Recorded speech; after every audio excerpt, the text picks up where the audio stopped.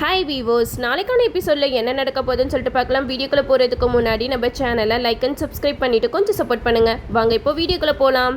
அபூர்வா எப்படியாவது ககன் பூமியை பிரிக்கணும் அப்படின்னு சொல்லிட்டு பிந்து சிவாவுக்கு கல்யாணம் பண்ணி வைக்கிறதுக்கு என்னென்னமோ ஏற்பாடு பண்ணாங்க. கடைசி நேரத்தில் பூமி நம்ம சிவா கிட்ட ரொம்ப எமோஷ்னலாக பேசியிருப்பாங்க. இங்கே பாரு சிவா, என்னோட வாழ்க்கையே இப்போ உன் கையில் தான் இருக்கு.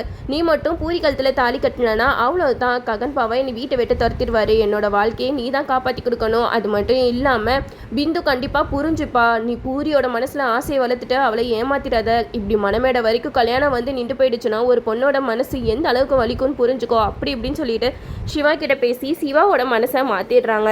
இதெல்லாம் கேட்டுட்டு சிவா வந்து நான் பூரியவே கல்யாணம் பண்ணிக்கிறேன் அப்படின்னு சொல்லிட்டு பூமிக்கு சத்தியம் பண்ணி கொடுத்துட்றாங்க. ஆனால் இந்த சைடு அபூர்வா பிந்துக்கும் சிவாவுக்கும் கல்யாண ஏற்பாடெல்லாம் பண்ணி வச்சுருப்பாங்க. அப்போது சிவாவுக்கு நம்ம அபூர்வா கால் பண்ணுவாங்க. எங்கள் பாரு சிவா, நான் சொன்ன மாதிரியே உனக்கும் பிந்துவுக்கும் கல்யாண ஏற்பாடெல்லாம் பண்ணிட்டேன். ஒழுங்காக வந்து அவள் கழுத்தில் தாலி கட்டிடு அப்படிங்கிற மாதிரி சொல்ல. இது கேட்டால் சிவா சொல்கிறாங்க, இல்லை நான் வரலை அப்படிங்கிற மாதிரி சொல்ல. இது கிட்டத்துமே அபூர்வாக்கு சமக்கமும் வருது. இங்கே பாரு சிவா, நீ மட்டும் வரலனா பிந்து அவளோட உயிரை விட்டுருவா அப்படின்னு சொல்லிட்டு பிளாக்மெயில் பண்ணி எப்படியோ சிவாவை கோயிலுக்கு வர வச்சிடுறாங்க. இந்த சைடு நம்ம பிந்து வந்து மணமேடையில் உட்காந்துருக்கா. ஒரு பக்கம் சிவா வந்து கரெக்டாக அந்த இடத்துக்கு வராங்க.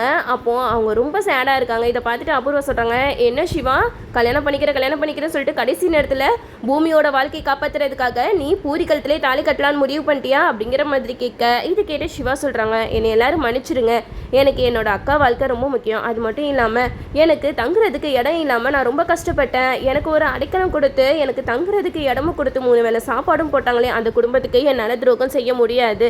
அதுக்காக என்னோட காதலை தியாகம் பண்ணுறதெல்லாம் கண்டிப்பாக நான் தியாகம் பண்ணுவேன். இதில் ஒன்றும் எதுவும் ஆகிட போகிறது இல்லையே அப்படிங்கிற மாதிரி சொல்ல. இதை கேட்டால் அப்புறம் சொல்கிறாங்க, அப்போது உன் அக்கா பூமியோட வாழ்க்கையை காப்பாற்றுறதுக்காக உன்னோட வாழ்க்கையை விட்டு கொடுக்க போறியா அப்படிங்கிற மாதிரி கேட்க. அதுக்கு சிவா சொல்கிறாங்க, எனக்கு வேறு வழி தெரியல. என் அக்கா வாழ்க்கையே நல்லா இருக்கணும், எனக்கு அடைக்கலம் கொடுத்த அந்த குடும்பமும் நல்லா இருக்கணும். அதுக்காக நான் பூரியவே கல்யாணம் பண்ணிக்கலான்னு முடிவு பண்ணிட்டேன் அப்படிங்கிற மாதிரி சொல்ல. இதை கேட்டதுமே அபூர்வாக்கு சமக்கவும் வருது. என்ன தைரியம் இருந்தால் என் வீட்டு பொண்ணு மனசில் ஆசையை வளர்த்துட்டு இந்த மாதிரி நீ ஏமாத்துறதுக்கு முடிவு பண்ணியிருப்ப.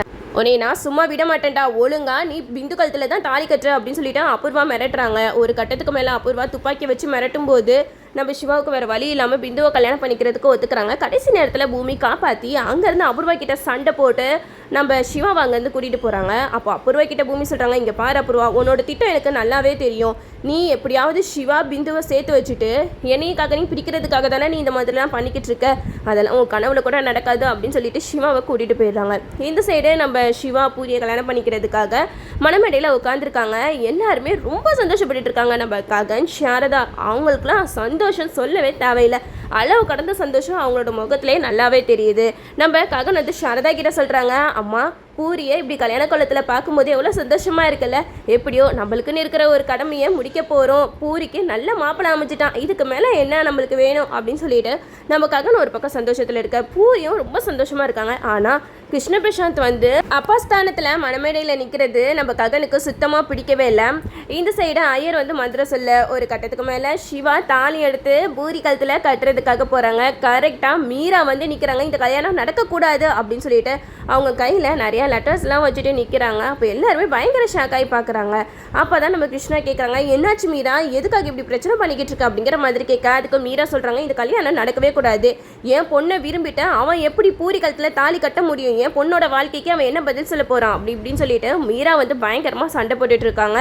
அப்போ தான் அபூர்வா வராங்க. அபூர்வா வந்து அங்கே இருக்கிறவங்க எல்லாருக்கிட்டே சொல்கிறாங்க, இதோ மணமேடையில் நிற்கிறானே சிவா, அவன் இந்த பிந்து கழுத்தில் தாலி கட்டினது மட்டும் இல்லாமல் இந்த பிந்துவை உயிருக்கு உயிராக விரும்பியிருக்கான். அது மட்டும் இல்லாமல் பிந்து சிவா இல்லாட்டினா இறந்து போயிடுவான் அப்படின்னு சொல்லிட்டு ரொம்பவே அழுதுகிட்டு இருந்தா. இதெல்லாம் பார்த்துட்டு எங்களால் சும்மா இருக்க முடியுமா? அதுக்காக தான் சிவாவுக்கே பிந்துவை கல்யாணம் பண்ணி வைக்கலான்னு முடிவு பண்ணோம்.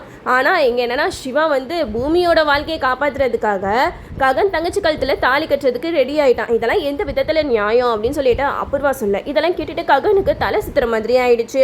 அப்போது மீரா வந்து சொல்கிறாங்க, இங்கே பாரு ககன், ஆல்ரெடி பூமிக்கு பிந்து சிவா 2 பேருமே விரும்புறது தெரிஞ்சு அவள் எப்படி இப்படிலாம் பண்ணலாம் அப்படின்னு சொல்லிட்டு பூமி மேலே எல்லாருமே பழியை தூக்கி போடுறாங்க.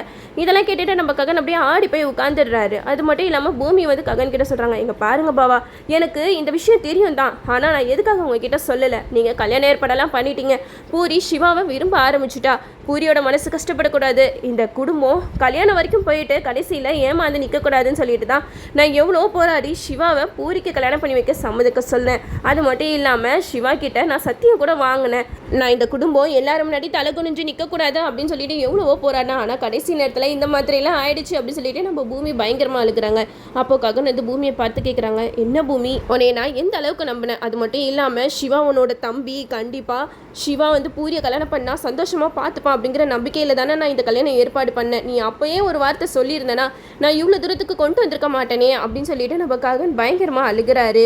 ஒரு பக்கம் பூரி வந்து பூமிக்கிட்ட கேட்குறாங்க, அண்ணி நல்லா ட்ராமா போட்டு என்னையை ஏமாற்றிட்டீங்கல்ல, என்னென்னமோ எமோஷ்னல் பிளாக்மெயில் பண்ணீங்க, கடைசியில் என்ன ஆச்சு, என்னோட வாழ்க்கைக்கு என்ன பதில் சொல்ல போகிறீங்க அப்படிங்கிற மாதிரி கேட்க இதை கேட்ட சிவா சொல்கிறாங்க, இங்கே பாரு பூரி, இதை தப்பெல்லாம் ஏன் மேலே தான், பூமி அக்கா மேலே எந்த தப்பு கிடையாது, அவங்க எவ்வளவோ என்கிட்ட எடுத்து சொன்னாங்க, இந்த விஷயத்த ககன்கிட்டையும் பூரிக்கிட்டே சொல்லிடா அப்படின்னு சொல்லிட்டேன், ஆனால் நான் தான் இந்த விஷயத்தை பற்றி சொல்கிறதுக்கு பயந்துட்டேன், அப்படியே விட்டுட்டேன் அப்படிங்கிற மாதிரி சொல்ல இதெல்லாம் கேட்டுட்டு மீரா சொல்கிறாங்க, நல்லா பயந்த நீனு இப்போ என் பொண்ணோட வாழ்க்கைக்கு என்ன பதில் சொல்ல போகிற அப்படின்னு சொல்லிட்டு பயங்கரமாக சிவாவை கேள்வி கேட்க அதுக்கு ககன் சொல்கிறாங்க, இது எல்லாத்துக்குமே முடிவு நான் எடுக்கிறேன், பூரி மட்டும் என் தங்கச்சி கிடையாது, பிந்துவும் என்னோட தங்கச்சி தான், என் தங்கச்சி பிந்து ஆசைப்பட்ட வாழ்க்கையை அமைச்சு கொடுக்கறதுக்கு அண்ணனா நான் கடமைப்பட்டிருக்கேன் அப்படின்னு சொல்லிட்டு நம்ம ககன் வந்து பிந்துவுக்கும் சிவாவுக்கும் கல்யாணம் பண்ணி வைக்கிறதுக்கு முடிவு பண்ணுறாங்க.